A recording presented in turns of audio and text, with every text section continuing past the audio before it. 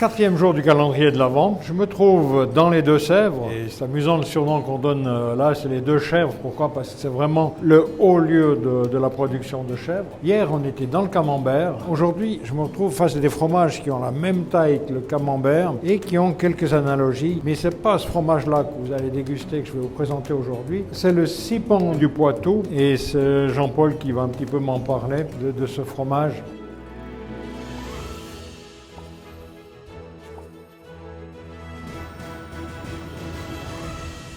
Donc le Sipon du Poitou qui est fabriqué donc à la Motte Saint-Héret, c'est la même technologie que le Saint-Héret qui est un type camembert au lait de chèvre. Déjà la fromagerie elle a une histoire, elle est assez récente, mais à la base ce sont des agriculteurs. Effectivement, le Saint-Héret a été créé par le pasteur Hainaut en 1900.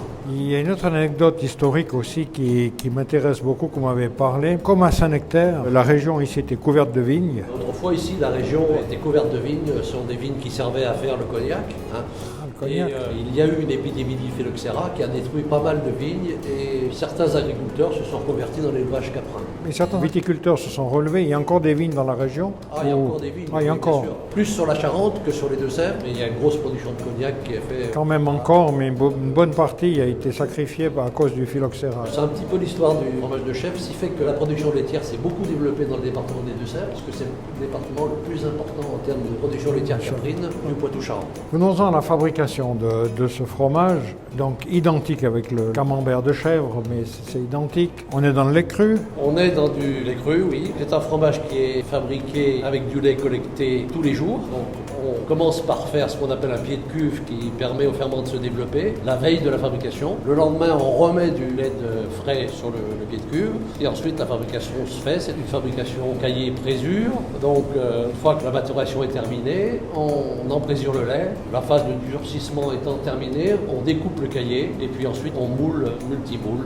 Multimoule, il n'y a pas besoin de le mouler à la louche. C'est simplement, vous remplissez le cahier comme ça. Et à quel moment le champignon blanc va se développer? Très rapidement, puisque au bout de 3-4 jours, le champignon se développe. Déjà, vous voyez apparaître. Donc ce qu'on voit là maintenant, ça vient d'être fabriqué. Oui, donc là, il commence à peine à être visible. Oui, on peut le deviner là. Il se développe assez rapidement, de façon à protéger la surface du fromage et il contribue à l'affinage du fromage. Ensuite, le fromage est emballé dans un papier spécial qui permet au fromage de continuer à s'affiner. Donc il est temps d'aller voir le fromage légèrement plus affiné pour suivre l'évolution du champignon qui s'est développé sur la croûte. On y va? On va aller voir. Je vous suis, Jean-Paul.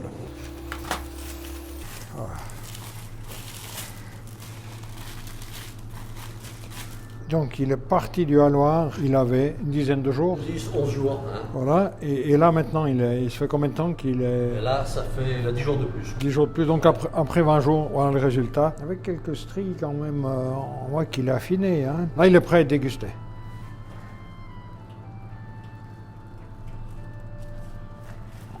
Mais sous la croûte, ça commence. Après 20 jours, c'est joli.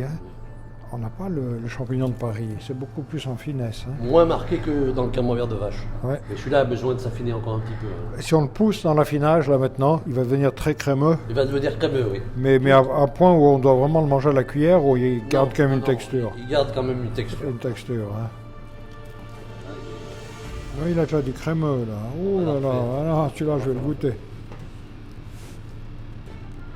Il a un goût de chèvre qui est très fin, qui n'a pas du tout d'amertume. C'est très doux, le goût de chèvre est très subtil là-dedans. Ce fromage-là, vraiment, je peux le conseiller à celui qui n'est pas trop amateur de fromage de chèvre, qui veut faire une première approche d'un fromage de chèvre. On le sent, mais il ne va pas nous assommer, il ne va pas nous accrocher. Très souvent, avec le fromage de chèvre, on a des gens qui disent « Ah, moi, le chèvre, j'aime pas ». Et je serais vraiment satisfait pour leur faire déguster celui-là, parce que c'est un premier pas vers le fromage de chèvre. Alors j'espère que vous aussi, vous allez apprécier on va pas l'appeler camembert de chèvre, mais ce chèvre fabriqué comme un camembert avec les mêmes ferments, vous allez vraiment vous satisfaire de ça. Et merci Jean-Paul pour cette présentation. Et à demain pour le 5e jour du calendrier de l'Avent.